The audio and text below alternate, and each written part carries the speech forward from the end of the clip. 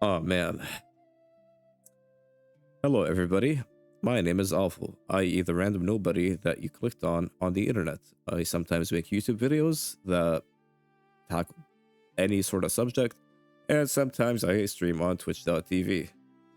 I'm a bit under the weather, so I'm going to try to make this as briefly as humanly possible, because this is a subject that I commonly discuss with either viewers or friends in my social circles, and I want to give my 2 cents. It's not like a conclusive opinion, but I think this is I think I'm echoing the opinion of a lot of people when I say this, but also mine at the same time. And I feel like I would only do it justice by talking about it on the internet for a random nobody, coming from, guess what, another random nobody. Anyways, hi. The subjects at hand are the rise of pseudo-intellectuals and conflating slash contradicting ideologies. So let's tackle those real quick, shall we?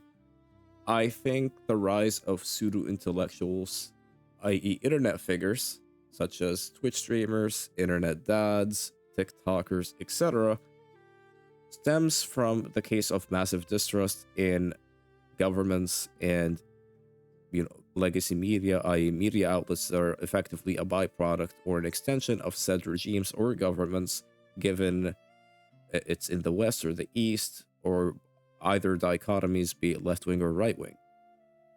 And I think that stemmed over time. It was like a build up ever since 9/11, and it just got worse from there.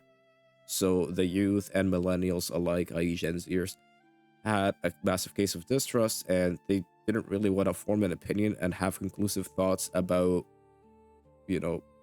endemic problems or geopolitical problems from those media outlets.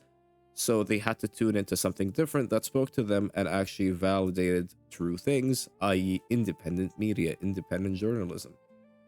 And with the reward structure given on the internet, where anybody can just turn on a camera and monetize their beliefs and ideals, they have effectively created a market to where anybody can talk out of their ass, be it right or wrong, and just make a shit ton of money, i.e. mainly Twitch streamers. I'm not gonna really list any names because I'm a nobody and I don't want to get attacked by a big fish. I'm a small fish in a big ass pond. But I think this is where it stemmed from, and it's just the bar is in hell. I think you have massively fucked up if your 12-year-old or your 20-something-year-old is going to the opinion workshop, such as a fucking internet figure, to form an actual opinion and get their information from. Where the case it was catered to them from, legacy outlets, it's just not the case anymore. Because I'm gonna be completely honest here. Internet figures are the most degenerate, complete loser, dick sucker assholes out there. They are at the bottom of the barrel, and yet somehow they're winning.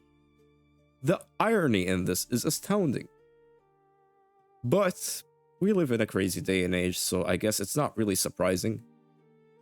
And when I say this, I include myself in this because I, quote unquote, stream and make YouTube videos, so I'm not really that much different. I'm also cut off the same cloth.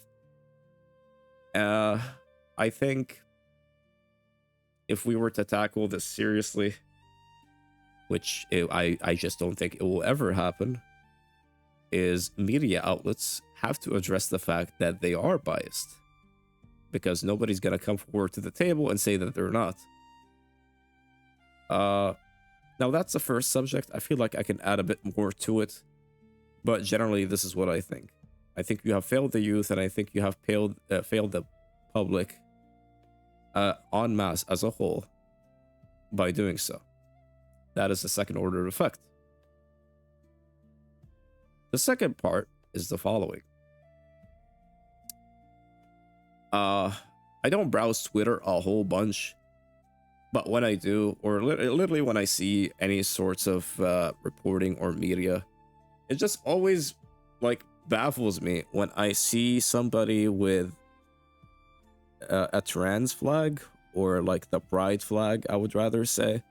But at the same time, I also see the Palestinian flag.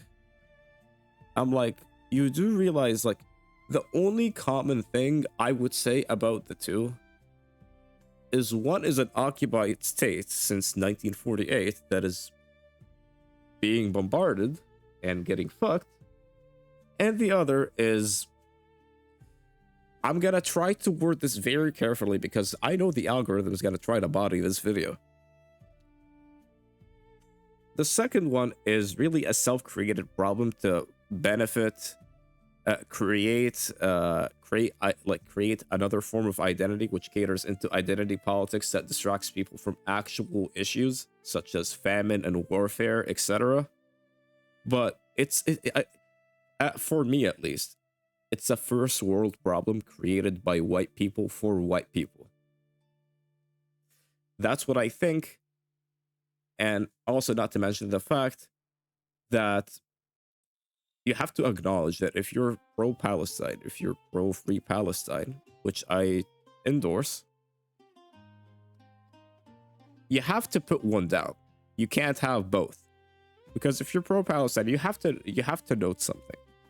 The Middle East, but the East as a whole, does not comply and does not view Western ideals highly. Now, we borrowed a few of them. We think some of them are great, such as democracy.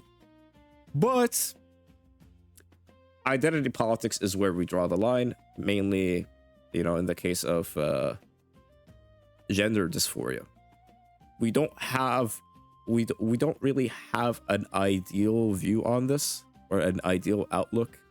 If you were to ask any Arab or Muslim or whatever, people from those regions, they have a pretty condescending view about the LGBTQ plus community. Now, I don't really care about, I have the mentality of live and let live. Like, those are people that are just trying to, coexist within society with their differences, and that's fine.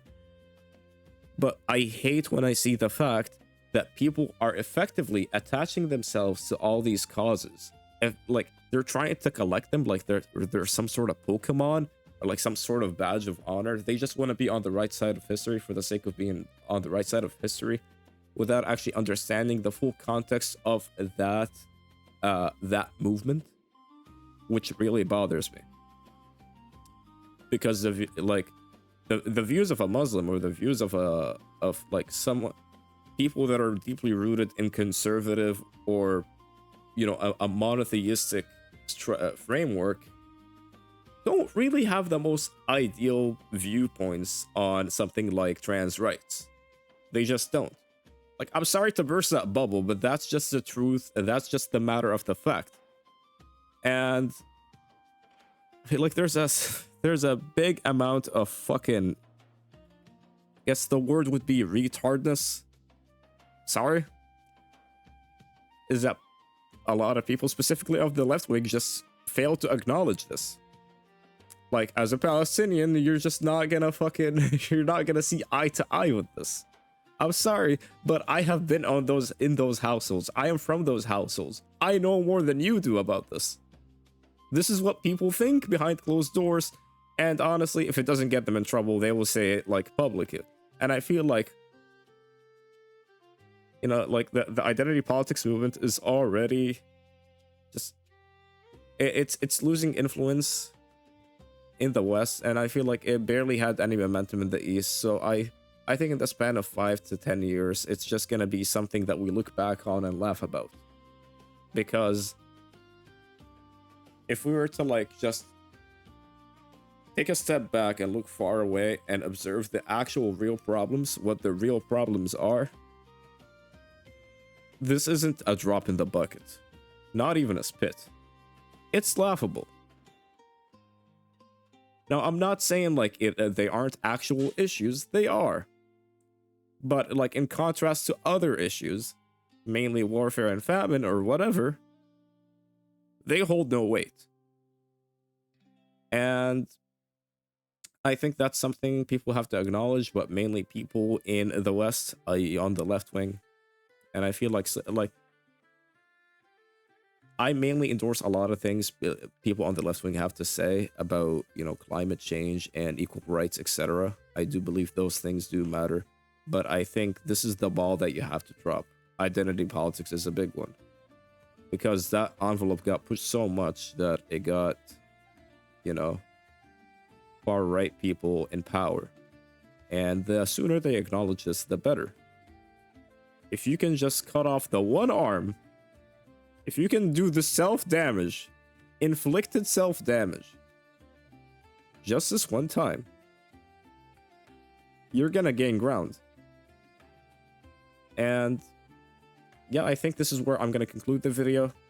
I haven't really like thought too much about this, but or not really thought too much about this. I'm a bit sick. I got the flu, and it's just something that I wanted to talk about because it's a recurring subject that I do have a discussion with my friends about. But we'll leave it at that note. And yeah, if I pissed you off, good. If I haven't also pissed you off, also good. Double good. But yeah, if you want to yell at me about what I just said, there's a comment section down below. I don't really give a fuck if you're gonna sub or like or dislike. I don't really see this going anywhere, but I just wanted to make this recording. But yeah, that'll be all for today's video. Thank you for watching, and I'll catch you on the next upload, whenever that is. But yeah, peace out, boys and girls. Peace.